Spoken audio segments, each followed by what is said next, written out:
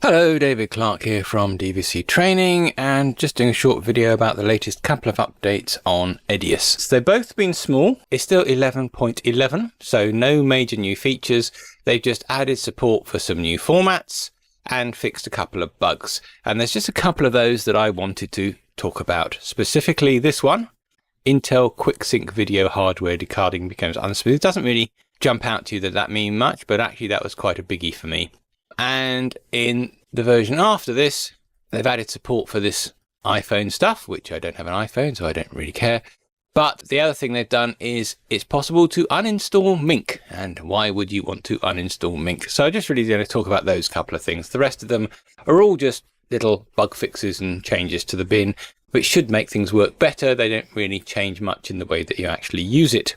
Definitely worth getting these updates though, because they are fixing bugs. So first thing, the QuickSync. What are they talking about?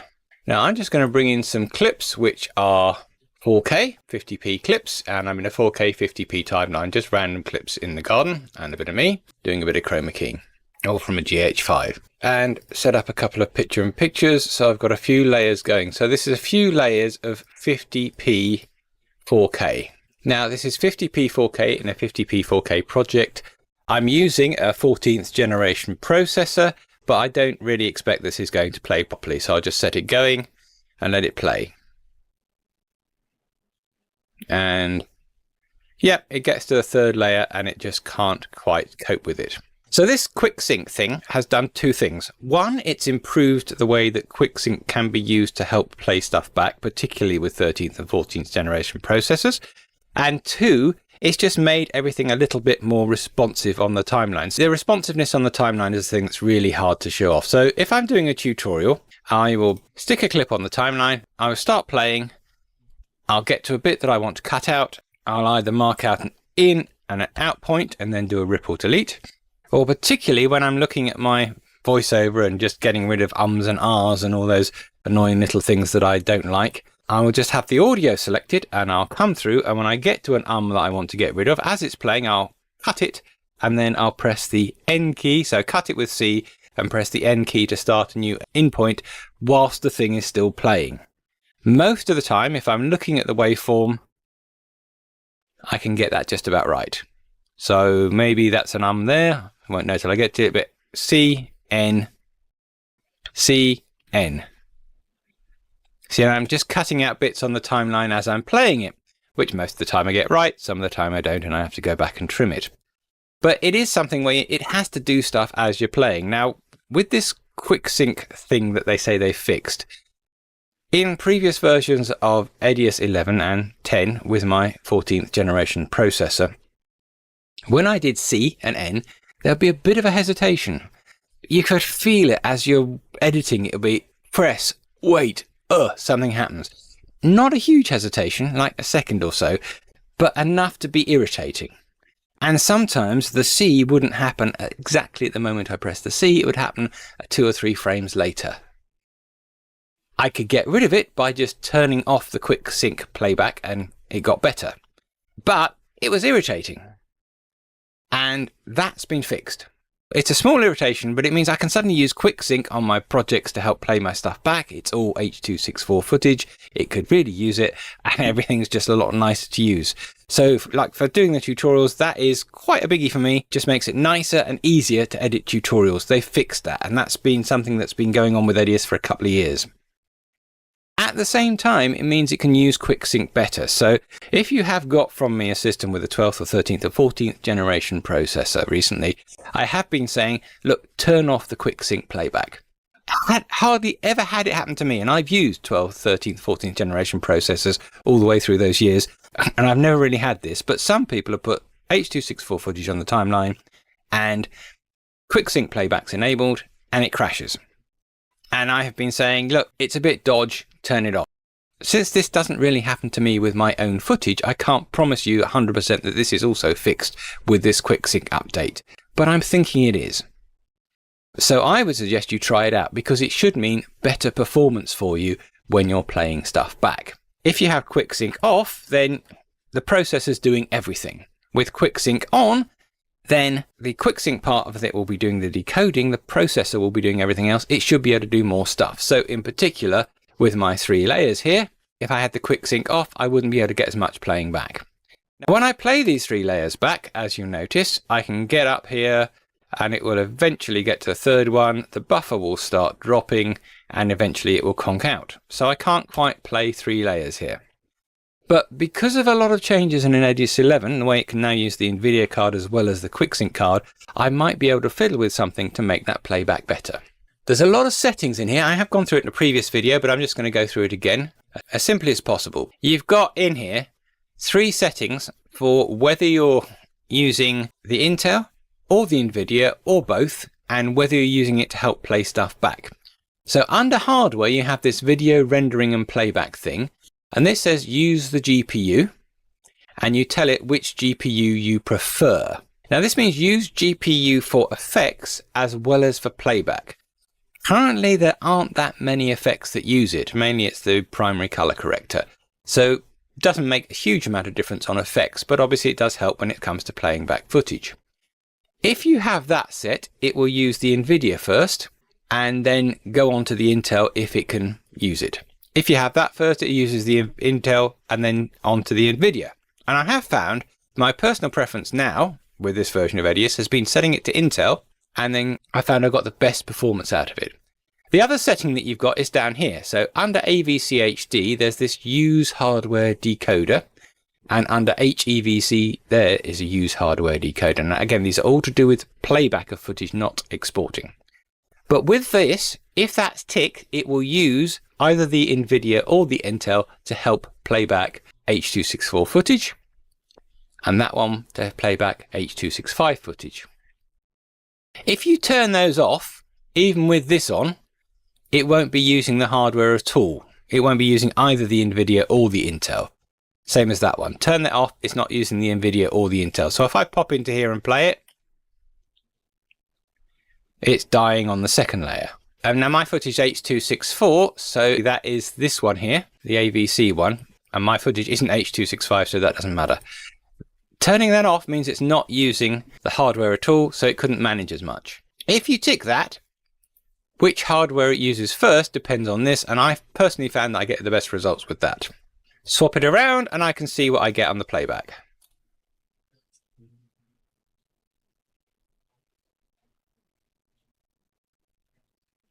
Now in either case there, as I say, it's playing 3 layers, but you can see it's doing better than it was without the hardware decoding. Now you can play with these yourself and just see which gives you the best results. If it crashes a lot with your footage, then you'll have to turn these off. But mainly, which of these works best for you? Try one, play it and see what happens. And it'll depend on what footage you've got, what computer you've got. Is it H.265, H.264, 4K, HD, whatever. But I found that's my preference. If you bring up the Task Manager, you can see in Task Manager which one is being used. So you can see I've got an awful lot of disks in here, which doesn't help.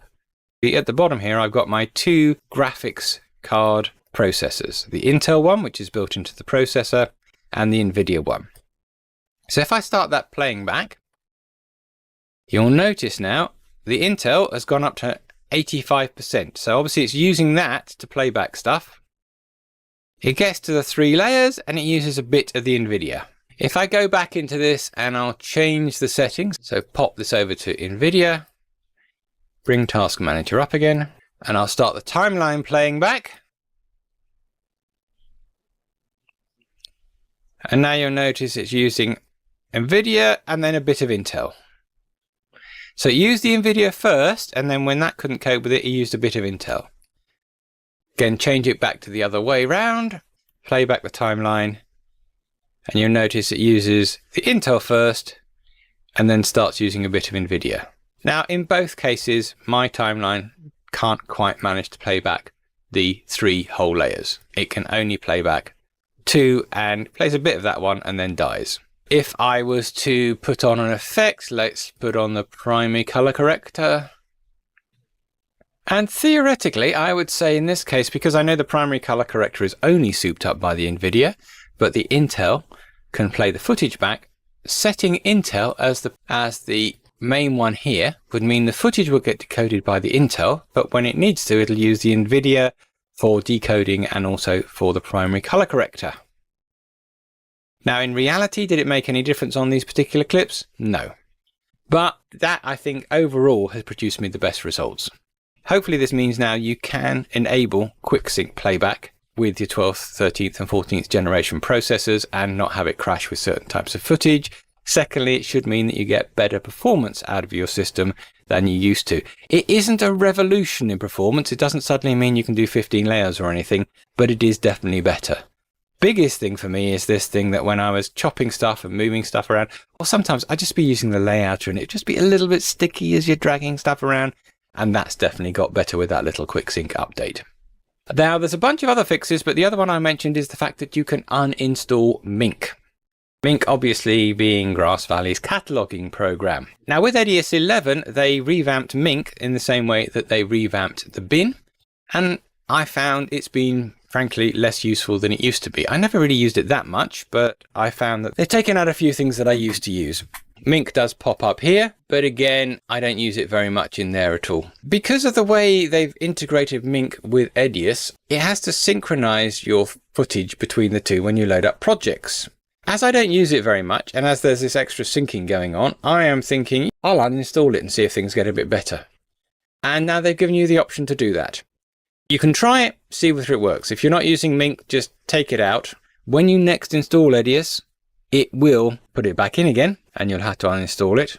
But you can come in here, find Mink 11. I've also got Mink from EDIUS 9 on here, because I use that somewhere. And you can take that and uninstall it, and then use EDIUS without Mink, and see if the bin's a little bit nicer, a bit more responsive. You could always uninstall Mink, but it would just leave this Mink tab still in here. Now, when you uninstall Mink, it will get rid of it, which means it won't have Mink in there. Maybe your bin will be a bit faster, a bit nicer. You can try it. Let me know in the comments if you find that's something that actually makes EDIUS work slightly better. Another small update. No major extra features, just lots of bug fixes. So definitely worth having if you've got EDIUS 11, but they don't give you any pressing new reasons to change to it if you haven't decided to buy it yet. The reasons to change to EDIUS 11 from whatever you've got are still the same as always. I mean, if you're working from EDIUS 8 or 9, there's actually quite a lot of extra new features because there was a lot added in EDIUS 10 that was very, very useful. In terms of what's in EDIUS 11 compared to EDIUS 10, it is basically things like they've souped up the way it can use the graphics card, so you should get slightly better performance out of it, especially if you have a very nice, fancy NVIDIA card, you can get better performance out of it. The biggest EDIUS thing that I personally use is a thing called adjustment layers. So, for example, here, I could shove in a track above these three, mark an in and an out point, and then I could just shove in an adjustment layer on top. Simplest way I find to do is put in an out point and then just right click on the track and say new clip adjustment layer, and it makes an adjustment layer that goes over everything. And then I can do stuff on that adjustment layer and it will affect everything else beneath it.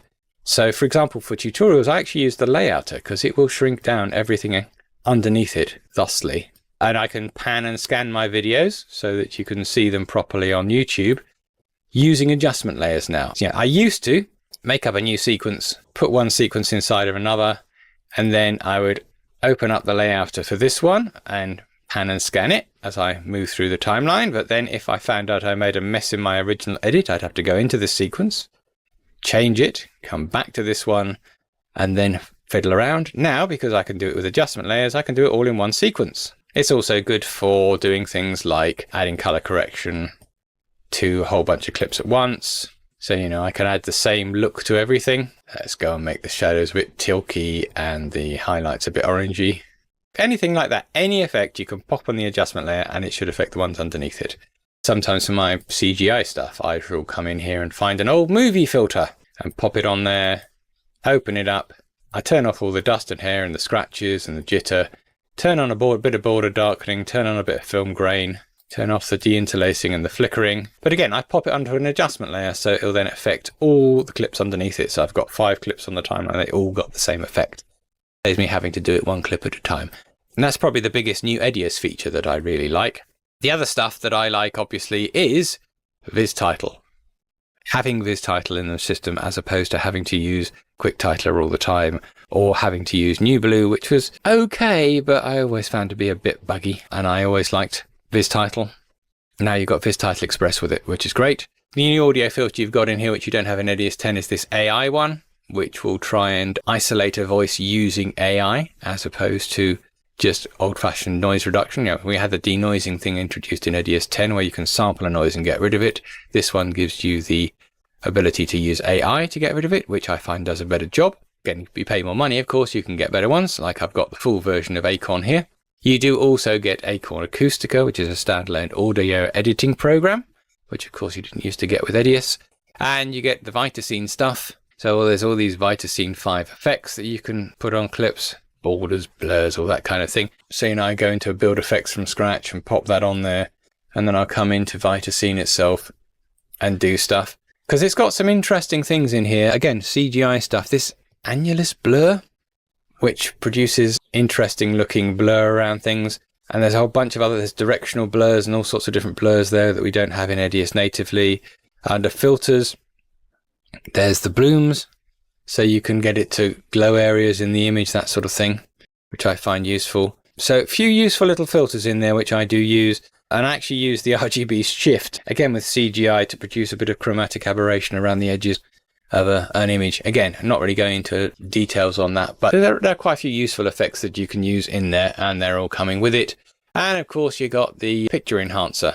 Simple way of trying to clean up your pictures. As you can see there, it is making that picture actually look quite a lot nicer just by fiddling with those slider. A lot of the time I can get the same kind of results using the primary color corrector and a lot of fiddling, but what I like about this is it's nice and simple and produces a good result quickly. But those are the biggies for me inside of EDIUS 11. Vitascene, Viz Title in particular, adjustment layers. They do have a new OFX bridge, so I do happen to have Boris Continuum on here, and I can use some of those in there, but that's not working 100% with everything at the moment. Some of it works well, some of it doesn't.